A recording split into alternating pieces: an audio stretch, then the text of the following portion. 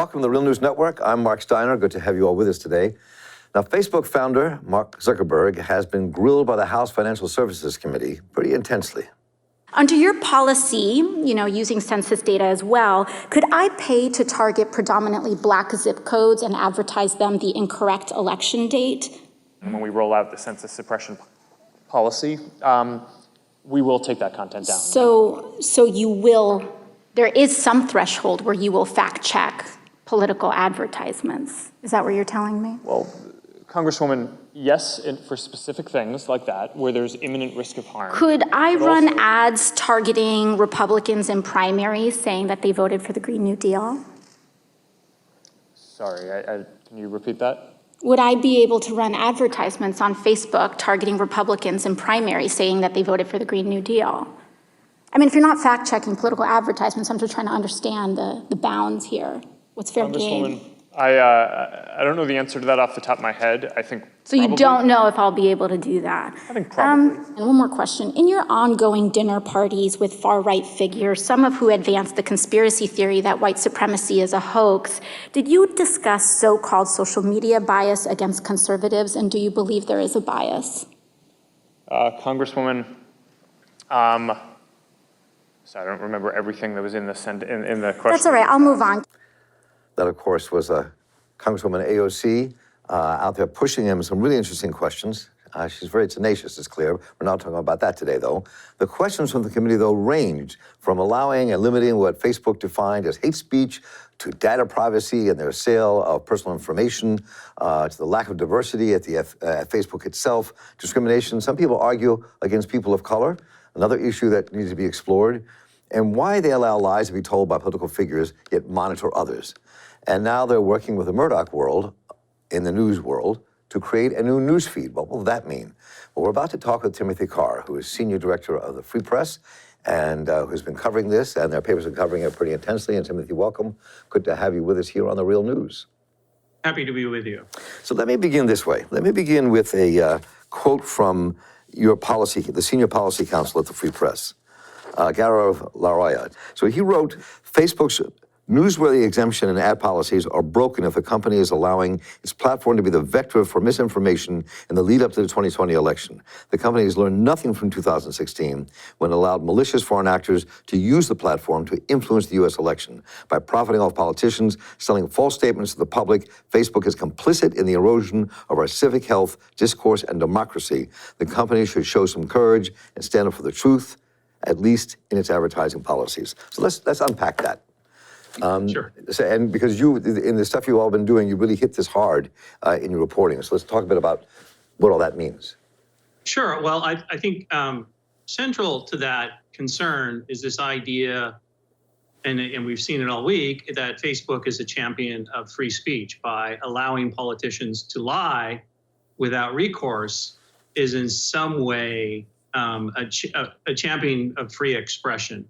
Mark Zuckerberg gave a very lengthy speech at Georgetown. He's been making the rounds of Washington, D.C., repeating a lot of these themes. And one of the things that he does say is that what's most important for Facebook is that it gives everyone a voice.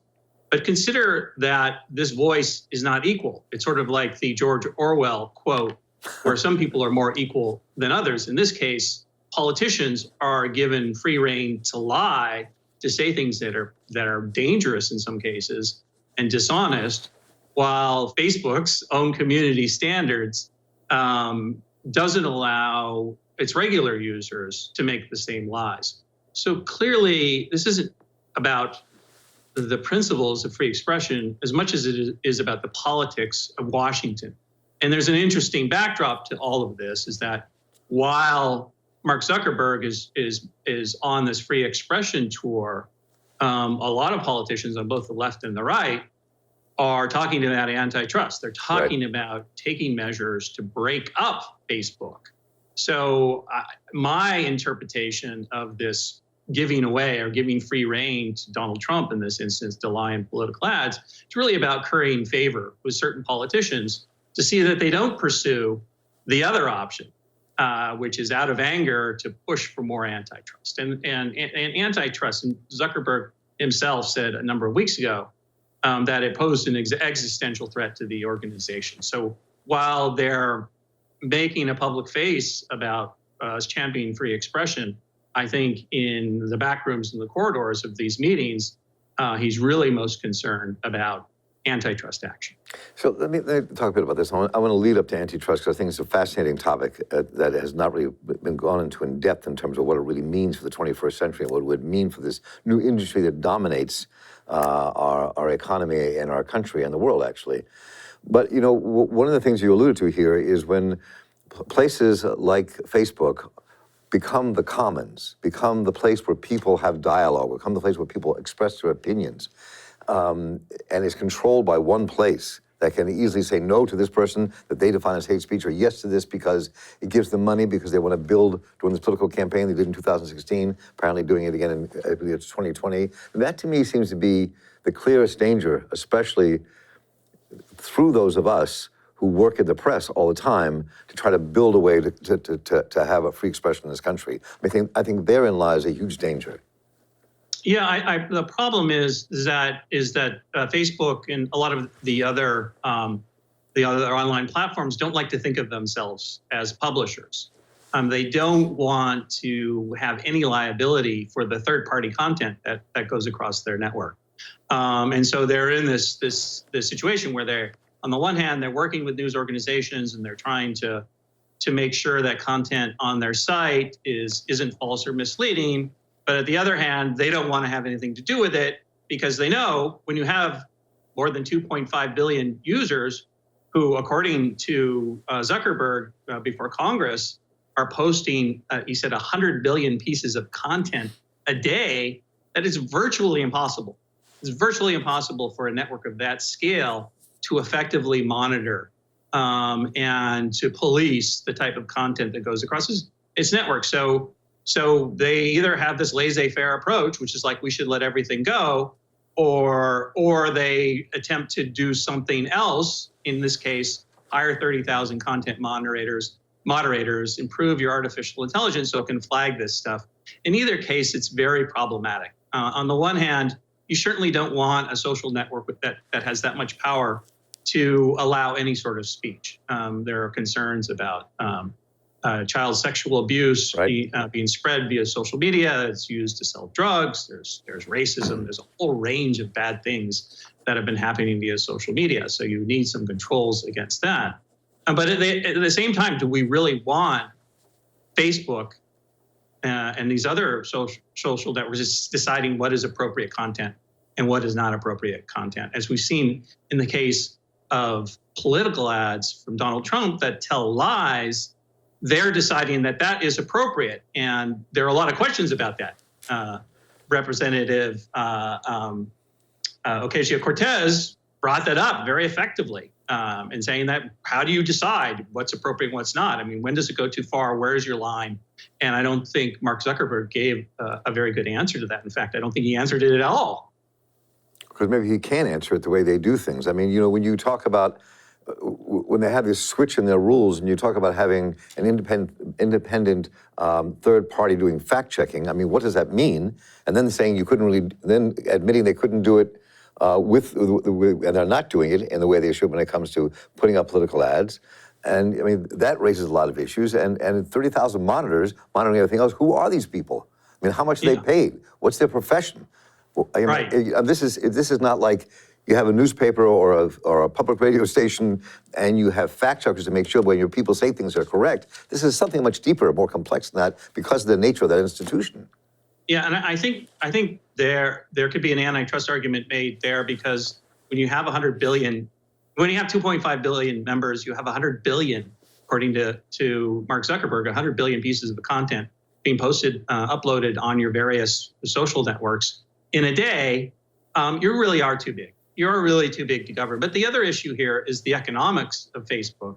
The economics of a lot of these online platforms are built on this idea that they harvest our data and then they target content to us that will most likely elicit a response. Originally, that concept, what some people have called surveillance capitalism, was built around this idea of getting information on their users so you can appropriately target ads to sell things to their users.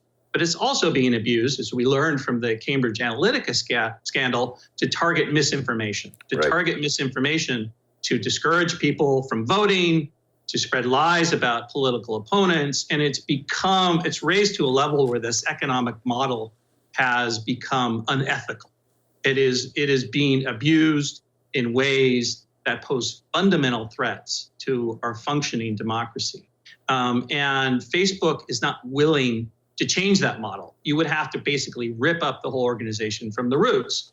And so one of the things that we've been advocating for at Free Press is beyond Facebook. What does social media look like in a world where this kind of surveillance capitalism, where people aren't being treated as data points that can be sold to the highest bidder? Can we build a social media, a social network that doesn't rely on that kind of predatory business model? So that raises the kind of the question here before we're on time, but the whole question of monopolies and antitrust and what that means in this 21st century in this kind of industry. As we talked about before we started the conversation, this is not the steel mills and banks in the early 20th century. We're talking about a much different kind of economic model that has a huge pervasive effect on society. And so when we wrestle with the question of what that means, I mean, I think that's something we've only begun to touch the very surface. It's beyond what either Senator Warren or others would say, simply break them up. What does that mean even in this context? Well, I mean, you're looking at an industry that earns hundreds of billions of dollars every year. And most of it is through this targeted online advertising. And we think that the antidote to misinformation, the antidote to all of the negative impacts of networks like Facebook is good, hard-hitting, independent journalism. And one of the proposals that we put forth at Free Press involves taxing online advertising to create what's called a public interest media endowment.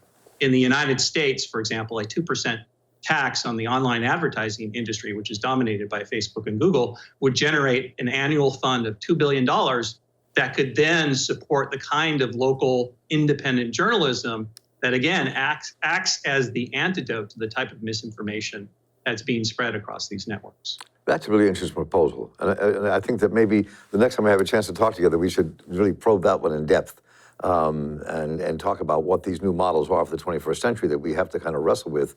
Because we do have to create something if we're going to have a democracy, B, if we're going to thrive as a society, we have to come up with new ideas that fit the time we're in and not just hearken to the back that we can learn from. But it is fascinating stuff. And Timothy Carr, I really appreciate your work and appreciate what the Free Press does and appreciate you taking your time with us today. Look forward to more. Thank you. And I'm Mark Steiner here of the Real News Network. Please go online. Let us know what you think about the controversy around Facebook, what you think about all the issues around antitrust. We'd love to hear it as we develop this series of conversations. And I'm Mark Steiner here for the Real News Network. Take care.